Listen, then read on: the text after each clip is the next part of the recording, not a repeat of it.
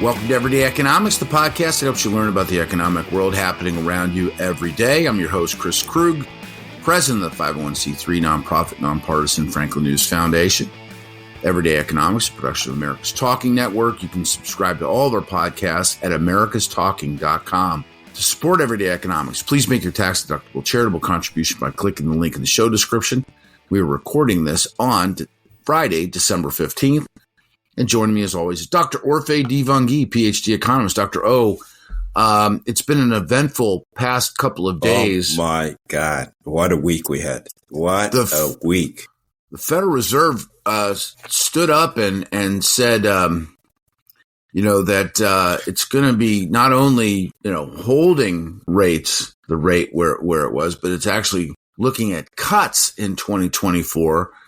This caught people by surprise, including you, sir, and me and a lot of other people. So let's talk about what it means and what else is going on in the market right now. Yeah, look, it all started this week with I think the first thing we got that was really, really meaningful was this. Well, last week we had some employment numbers, and then we said, okay, whatever. The wage growth came in a little high.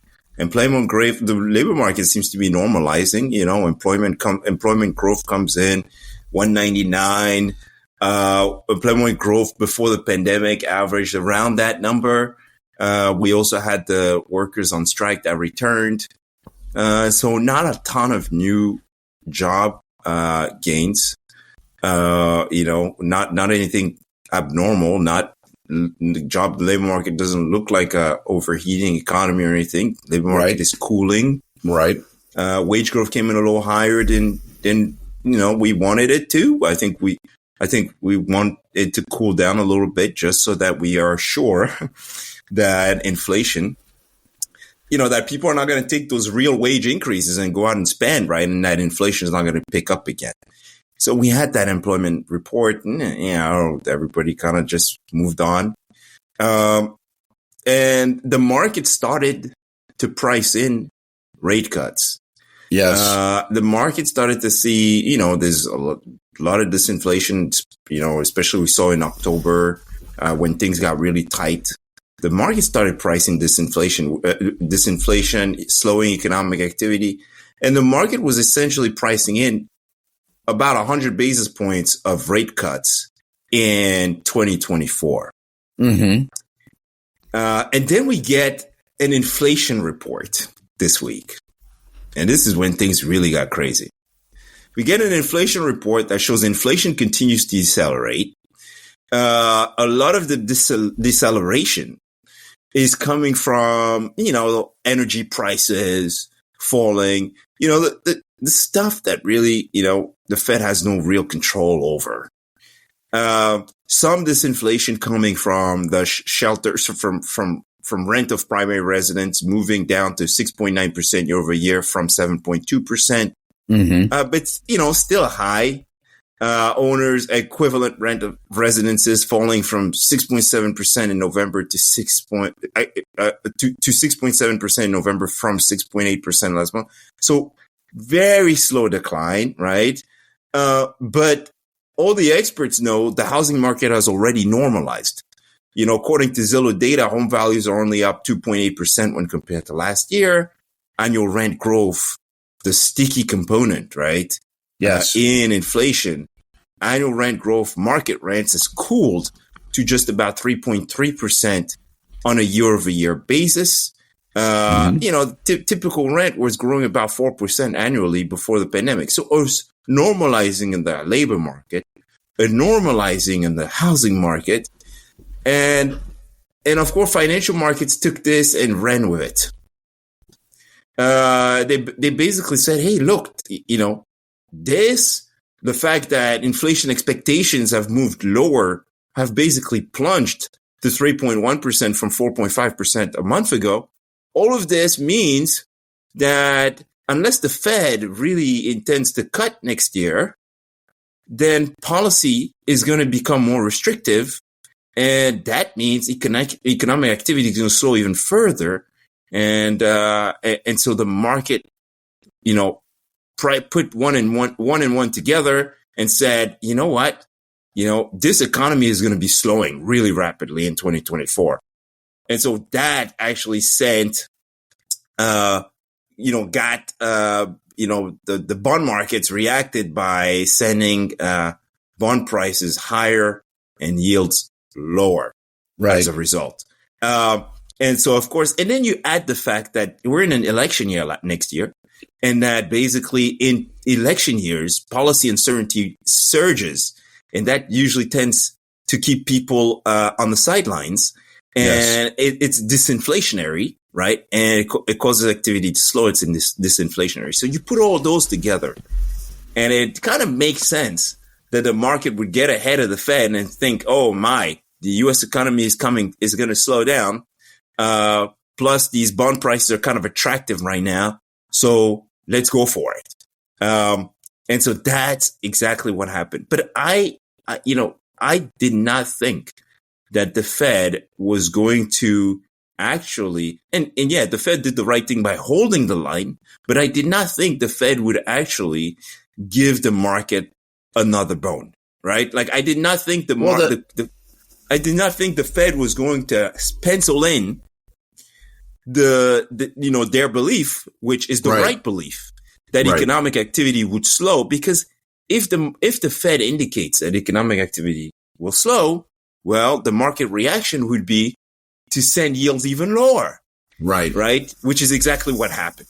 Right. As soon as the Fed summary of economic projections came out showing the possibility of rate cuts in 2024, and the Fed chair acknowledged that the U.S. economy is slowing, the market went absolutely crazy.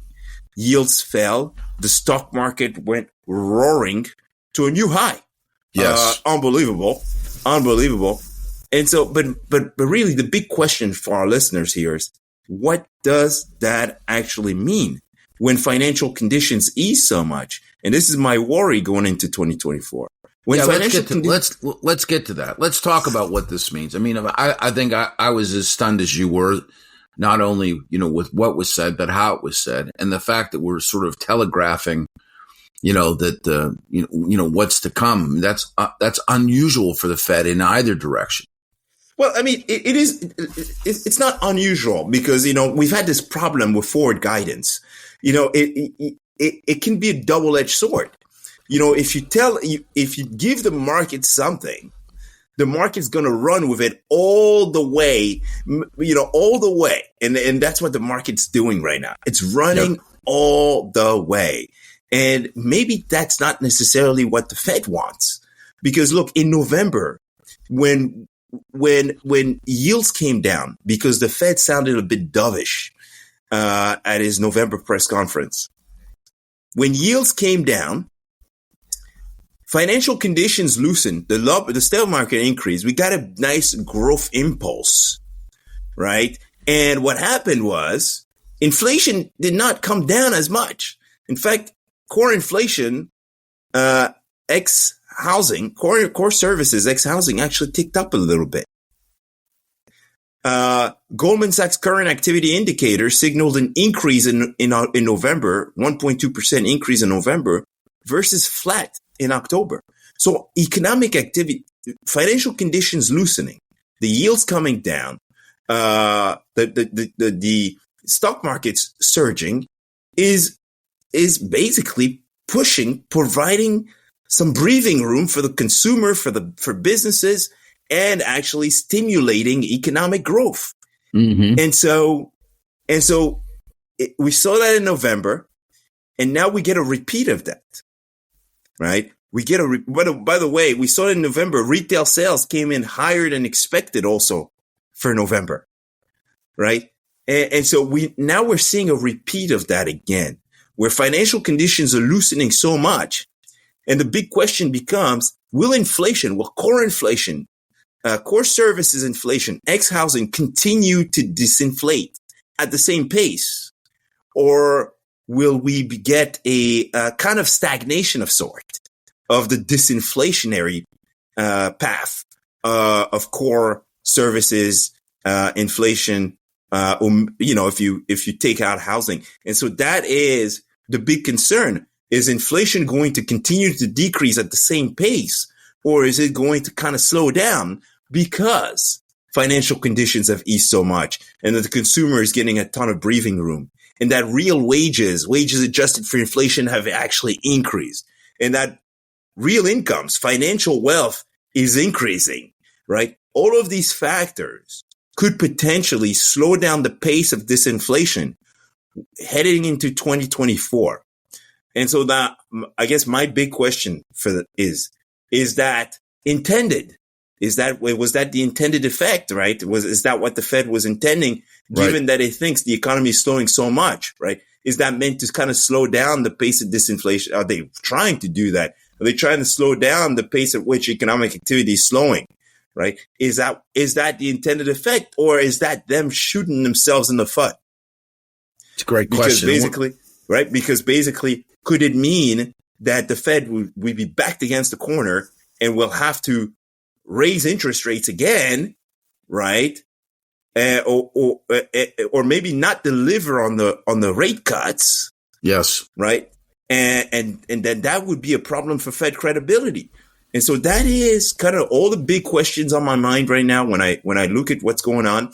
But yeah, in the meantime, I think everybody should rejoice that, we're getting some early Christmas presents from the Fed for sure. Yep. But again, keep in mind that the Fed penciled in potentially 325 basis points rate cuts for 2024.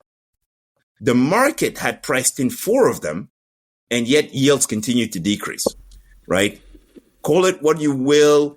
I think the market exuberance could actually prevent the slowdown could slow down the pace of disinflation heading into 2024. Is it irrational exuberance? When you think the Fed's going to cut 4 times, the Fed only hints to 3, and you're still acting as if you got a big giveaway. I don't know. I mean, anyway, we're going into 2024. I want to end on a happy note. It's great. It's wonderful, but there are risks ahead.